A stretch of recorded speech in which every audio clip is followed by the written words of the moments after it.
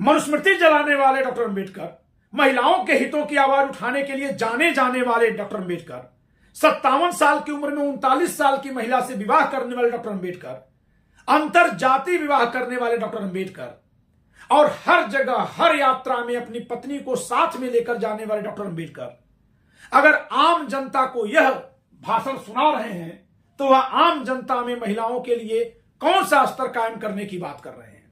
आप सुनिए। स्वधर्म छोड़कर महिलाएं राजनीति करते हुए घूमे, इसके जैसी शर्म की बात कोई और नहीं। तो स्वधर्म क्या है डॉक्टर भीमराव अंबेडकर जी, आप स्पष्ट करिए, क्योंकि जिसे आप स्वधर्म कह रहे हैं वही तो मनुस्मृति में लिखा है और उसको आपने जला दिया। अब तो जल गया था। पढ़िए, सावित्रीबाई फुले के मानने वाले लोग डॉक्टर अंबेडकर को जरा पढ़िए। पार्लियामेंट जाने वाली महिलाएं इस प्रकार बहकी हुई होंगी तो उन्हें वहां जाने देने के पीछे कांग्रेस का क्या प्रयोजन है। जरा ये लाइन पढ़िए दोस्तों, फिर कल्पना करिए कि डॉक्टर भीमराव अंबेडकर महिलाओं के बारे में किस तरह का ख्याल रखते थे। जवाहरलाल नेहरू को शायद वह अपना पति मानती हैं। 2-3 खत मैंने जला दिए, 2-3 खत मैंने जला दिए। अरे जब जला दिए तो फिर जला ही रहने दिए होते। वहां जला दिए, यहां जता दिए। ये कौन सी बौद्धिकता है दोस्तों, जरा बताइए। हेलो दोस्तों, आप सभी का the logical Indian YouTube channel में बहुत बहुत स्वागत है। मैं हूं एडवोकेट पंकज कुमार त्रिपाठी, लखनऊ से। दोस्तों, मैं यह मानकर चलता था कि डॉक्टर अंबेडकर महिलाओं के उत्थान के लिए, प्रगति के लिए प्रयास किए थे, लेकिन मैं आज उनका एक ऐसा भाषण पढ़ा हूं कि जिसको पढ़ करके जो कोई भी रत्ते भर यह सोचता है कि डॉक्टर अंबेडकर महिलाओं की स्वतंत्रता के पक्षधर थे, महिलाओं की बराबरी की बात करते थे, महिलाओं को लोकतांत्रिक अधिकार देने के पक्ष में थे, वह आपकी सोच मेरी ही सोच की तरह चूर चूर हो जाएगी। दोस्तों, जब मैं इनके द्वारा बनाया गया संविधान, जो इनकी पार्टी की ओर से है, हाँ वही द स्टेट एंड माइनॉरिटीज, राज्य और अल्पसंख्यक, जो 17 मार्च 1947 को इन्होंने लिखा था और अप्रैल में संविधान सभा में पेश किया था, तो जब मैं उसको पढ़ रहा था तभी मेरा ध्यान इस बात पर गया था कि जैसे हमारे आज के संविधान में हर जगह लिखा गया है ना कि कोई जाति, धर्म या लिंग के आधार पर भेदभाव नहीं होगा, तो इन्होंने जहां कहीं भी इस तरह के भेदभाव को प्रतिबंधित करने वाली बात लिखी, उसमें लिखा है नस्ल, धर्म, जात के आधार पर भेदभाव नहीं होगा। भेदभाव के आधार के रूप में इन्होंने लिंग शब्द का उल्लेख नहीं किया है, यानी स्त्री पुरुष के भेदभाव पर इन्होंने नहीं लिखा है। आप पढ़िए इनके उस ड्राफ्ट को। तो मेरे दिमाग में तो कई महीनों से बात कौंध रही थी कि आखिर डॉक्टर अंबेडकर महिलाओं के अधिकारों के लिए जाने जाते हैं और ये लिंग भेद को प्रतिबंध करने वाली कोई बात क्यों नहीं लिख रहे हैं। लेकिन आज जो इनका बयान हमको पढ़ने को मिल रहा है, ये कहते हैं कि महिलाएं संसद में क्या करने जाएंगी। महिलाओं का राजनीति में आना, संसद में जाना उनके स्वधर्म के खिलाफ है। क्या डॉक्टर अंबेडकर से पूछा नहीं जाना चाहिए कि इनकी नजर में महिलाओं का स्वधर्म क्या है? क्या ये भी वही स्वधर्म मानते हैं जो मनुस्मृति में लिखा है? तो मनुस्मृति तो उस युग में लिखी गई जब हर तरफ से आक्रमण हुआ करते थे। महिलाओं को सुरक्षित नहीं रखा जाएगा तो उनका अपहरण हो जाएगा। आज भी वह दुर्वृत्ति जारी है।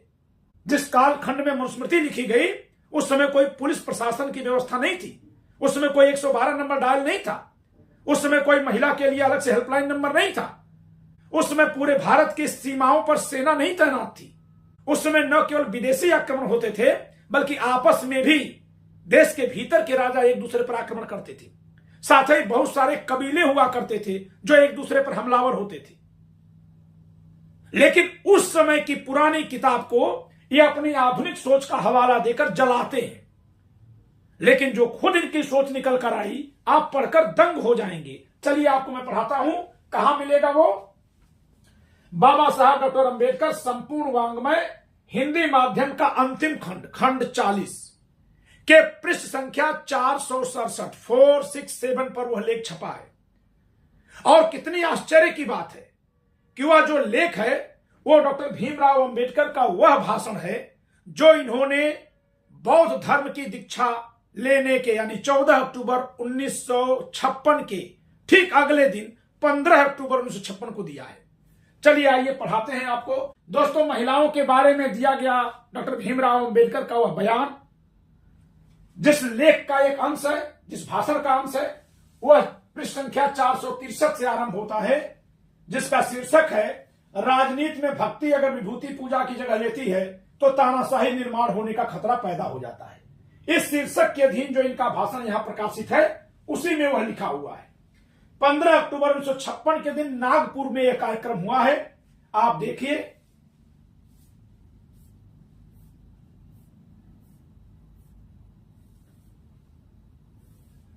अक्टूबर 1956 को डॉक्टर भीमराव अंबेडकर अब बोल रहे हैं यहां से, यानी जिस दिन उन्होंने धर्मांतरण किया उसके अगले दिन पृष्ठ संख्या 467 पर डॉक्टर भीमराव अंबेडकर का महिलाओं के बारे में दिया गया यह अभद्र बयान यहां पर है। यह आप इसको कैसा मानेंगे, आप जज करिएगा। फिलहाल कांग्रेस की राजनीति में महिलाओं की संख्या बढ़ाई जा रही है, और खासकर मैं कहूंगा कि राहुल गांधी और कांग्रेस के नेता जरूर पढ़ लेंगे।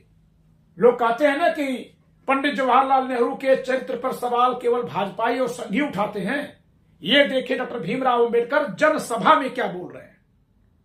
लेकिन अगर पंडित जवाहरलाल नेहरू के चरित्र तक रुकते, वहीं तक बात करते, तो मैं यहां इनके इस भाषण को नहीं दिखाता। यह भारत की समस्त महिलाओं को लांछित करने वाला बयान एक दिए हैं, जो पुरातन पंथी बयान है, जो अधोगामी प्रवृत्ति का बयान है। आप सुनिए। फिलहाल कांग्रेस की राजनीति में महिलाओं की संख्या बढ़ाई जा रही है। महिलाओं की इस कांग्रेसी राजनीति के बारे में कुछ समझ नहीं आ रहा। स्वधर्म छोड़कर महिलाएं राजनीति करते हुए घूमे, इसके जैसी शर्म की बात कोई और नहीं। पढ़िए, सावित्रीबाई फुले के मानने वाले लोग डॉक्टर अंबेडकर को जरा पढ़िए कि स्वधर्म छोड़कर महिलाएं राजनीति करते हुए घूमे, इसके जैसी शर्म की कोई और बात नहीं। ये स्वधर्म क्या है? जिस दिन डॉक्टर भीमराव अंबेडकर ये भाषण दे रहे हैं, उसके 7 साल पहले पंडित विजया लक्ष्मी, पंडित मोतीलाल नेहरू की संतान, पंडित जवाहरलाल नेहरू की बहन, संयुक्त राष्ट्र संघ में भारत का पक्ष रखने जा चुकी थी।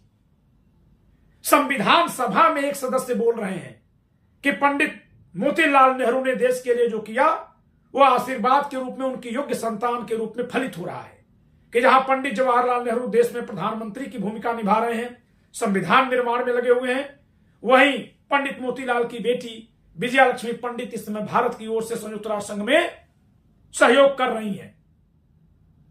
तो पंडित विजया लक्ष्मी वहां है, और भी महिलाएं रही होंगी, मैं एक महिला का नाम ले रहा हूं।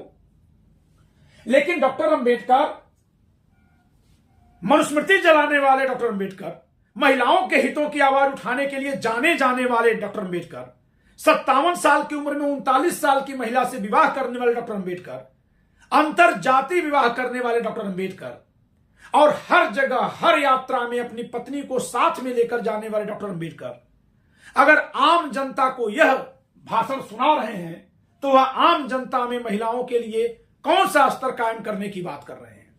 आप सुनिए। स्वधर्म छोड़कर महिलाएं राजनीति करते हुए घूमे, इसके जैसी शर्म की बात कोई और नहीं। तो स्वधर्म क्या है डॉक्टर भीमराव अंबेडकर जी, आप स्पष्ट करिए, क्योंकि जिसे आप स्वधर्म कह रहे हैं वही तो मनुस्मृति में लिखा है और उसको आपने जला दिया। अब तो जल गया था। अब समझ में आ रहा है कि भारत के संविधान में महिलाओं के अधिकारों पर इन्होंने कोई चर्चा क्यों नहीं की है। और फिर संविधान को तो छोड़िए, जो इनकी पार्टी का संविधान है उसमें भी महिलाओं के बारे में म भी नहीं लिखा हुआ है। पढ़िए आप, मैं सबका लिंक भेज दूंगा आपको।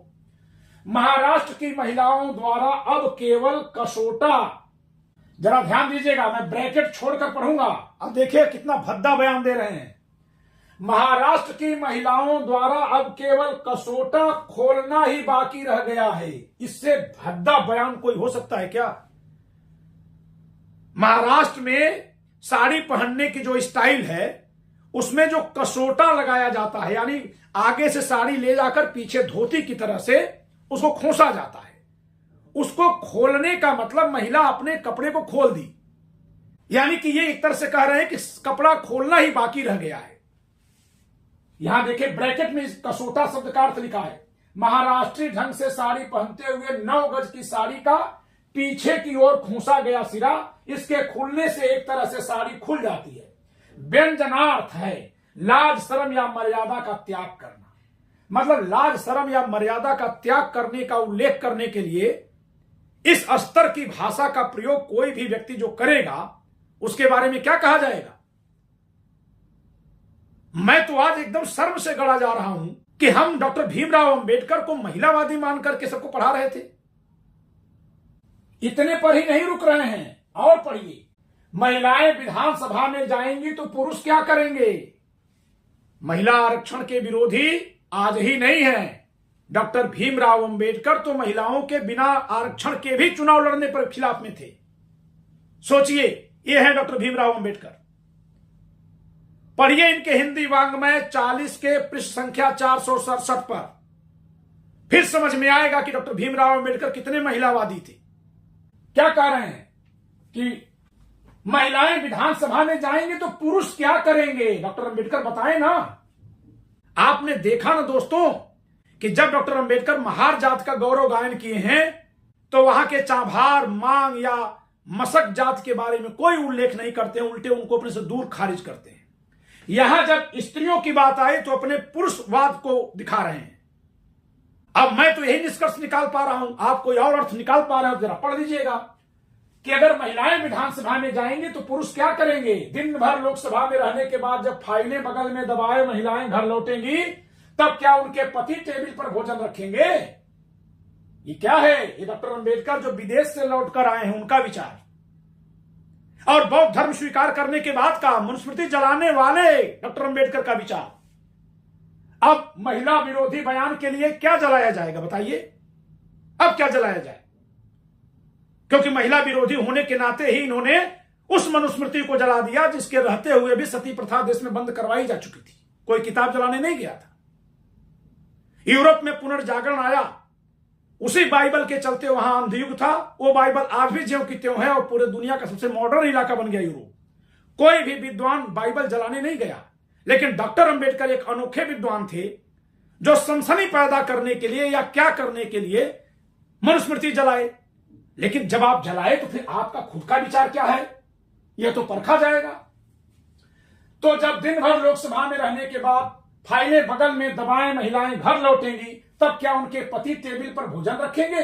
ये महिलाएं दिन भर पार्लियामेंट असेंबली में जाएंगी और शाम को घर लौटने के बाद पति से पूछेंगी, अजी सुनते हो मैं पार्लियामेंट से आ गई हूं, घर का सारा कामकाज हुआ है कि नहीं। ये कौन सी मानसिकता है, ये पुरुषवादी मानसिकता है कि नहीं है। यकीन मानिए दोस्तों कि मैं अपने घर की महिलाओं से कहता रहा हूं कि आपकी आजादी में डॉक्टर अंबेडकर का बहुत बड़ा योगदान है, लेकिन जब मैं इनके इस तरह के विचार पढ़ूंगा और जब मैं इनका खुद का लिखा संविधान जो इनकी पार्टी की ओर से है, द स्टेट एंड माइनॉरिटीज, उसमें केवल और केवल अनुसूचित जाति के लिए ही इनके द्वारा मांग उठाते पाऊंगा, वहां महिलाओं के प्रति भेदभाव पर एक अक्षर नहीं पाऊंगा, तो क्या इसके बावजूद भी कोई मेरे मन को प्रभावित करने वाला तथ्य बचा है कि मैं यह कह सकूं कि नहीं डॉक्टर अंबेडकर महिलावादी थे या महिलाओं के लिए अधिकार की बात करते थे। कह पाऊंगा? सविता अंबेडकर के साथ जो उनके शिष्यों ने किया है वह घृणित हरकत तो सबको दिखाई दे रही है। लेकिन अब जरा देखिए डॉक्टर अंबेडकर का खुद का बयान, आगे पढ़िए, अभी तो ये शुरुआत है, अभी एक से एक बात लिखेंगे। ये महिलाएं पार्लियामेंट में जाएंगे और उनके बच्चे कौन संभालेगा। एक बच्चा रो रहा है, दूसरे की नाक बह रही है, तीसरा कहीं चला गया है, कौन इन बच्चों का ख्याल रखेगा। यह सब उल्टा हो रहा है, यह उल्टी दुनिया है। अच्छा, पार्लियामेंट में जाकर ये महिलाएं करती क्या है, अब जरा इनका और गहरे विवेचन वाला जरा वक्तव्य सुनिएगा। अब जो चीरहरण करेंगी, वैसे कसोटा खोलना तो पहले ही कह चुके हैं, लेकिन अब जरा देखिए कि डॉक्टर भीमराव अंबेडकर बौद्ध धर्म स्वीकार करने के बाद 1956 के 15 अक्टूबर को क्या कह रहे हैं। 15 अक्टूबर का इनका बयान है। ये सोचिए उम्र क्या है उस समय। अच्छा, पार्लियामेंट में जाकर ये महिलाएं करती क्या हैं, इस बारे में कुछ कहने में मुझे शर्म आती है। उनके बारे में बताने का मेरा इरादा नहीं था, लेकिन अब बता ही देता हूं। और हंसते हैं और लोग भी हंसते हैं। पार्लियामेंट में ऐसा क्या होता था भारत की, फिर तो आज भी होता होगा। वाह रे डॉक्टर भीमराव अंबेडकर, उनकी नीति पूरी तरह से खत्म हो चली है। ये उनकी नीति का मतलब, ये पंडित जवाहरलाल नेहरू के बारे में कह रहे हैं। उनकी नीति पूरी तरह से खत्म हो चली है। मेरे पास कुछ खत आए हुए हैं। उन खतों का मजमून तो प्रधानमंत्री के बारे में है। खत लिखने वाली महाराष्ट्रियन महिला है। यह बड़े शर्म की बात है। उसने खत में तो नेहरू का जिक्र करते हुए हमारे वो कहते हुए कहा है कि वे ये करेंगे, वे वो करेंगे, आदि आदि। अभी पढ़ते जाइए। ये कैबिनेट मंत्री रहे हैं और अपने प्रधानमंत्री के बारे में इस तरह की बात जनता में कर रहे हैं। जरा सोच के देखिए। मैं कैबिनेट में था तब मुझे बड़ौदा की एक महिला के खत आते थे। उसमें वह मुझे भाऊजी का मतलब पति का छोटा भाई या बड़ा भाई, यानी देवर या जेठ, उसमें वह मुझे भाऊजी कहती है। जवाहरलाल नेहरू को शायद वह अपना पति मानती है। वाह रे सोच, क्या कहेंगे आप लोग? पढ़ूं कि न पढ़ूं? मैं ग्लानि से भर गया हूं जब से मैं इसको पढ़ा हूं। मैं बार बार अपने उस वीडियो को देख रहा हूं जिस वीडियो में मैंने दहाड़ करके कभी बोला था कि डॉक्टर भीमराव अंबेडकर पर सवाल उठाने वाले यह जान ले कि महिलाओं की आजादी में उनका बहुत बड़ा योगदान है। यह क्या है? इसके अलावा उनके खुद के संविधान में महिलाओं के खिलाफ भेदभाव पर कोई भी एक लाइन का कोई लेख क्यों नहीं है? जवाहरलाल नेहरू को शायद वह अपना पति मानती हैं। 2-3 खत मैंने जला दिए। अरे जब जला दिए तो फिर जला ही रहने दिए होते। वहां जला दिए, यहां जता दिए। ये कौन सी बौद्धिकता है दोस्तों, जरा बताइए। एक ब्राह्मण लड़की ने शादी की, उम्र के भेद को, जात के भेद को मिटा करके, और जो लेख आप पढ़ रहे हैं आप इसी से अंदाजा लगा सकते हैं कि फिर उस महिला की आजादी का क्या हुआ होगा। जो महिला इनसे मिलते समय डॉक्टर थी, एमबीबीएस डॉक्टर, क्या वह उसके बाद भी अपनी प्रैक्टिस जारी रख पाई थी? जिस समय 1952 में डॉक्टर भीमराव अंबेडकर और इनके पुत्र यशवंतराव अंबेडकर दोनों लोग चुनाव लड़ रहे हैं। लोकसभा का लड़ते हैं डॉक्टर अंबेडकर और उनके पुत्र विधानसभा का। दोनों लोग चुनाव नहीं जीत पाते हैं। लेकिन क्या उसी समय या उसके बाद कभी डॉक्टर सविता अंबेडकर को चुनाव में ले जाया गया? क्यों? यह क्या है? यह यहां से साबित हो रहा है जो महिलाओं के लिए विचार है डॉक्टर अंबेडकर का, अभी तो कोई, मुझे तो लगता है कोई सविता अंबेडकर का पक्ष कभी सुना ही नहीं। सविता अंबेडकर से किसी ने जाकर पूछा कि आपका जीवन कैसे बीता?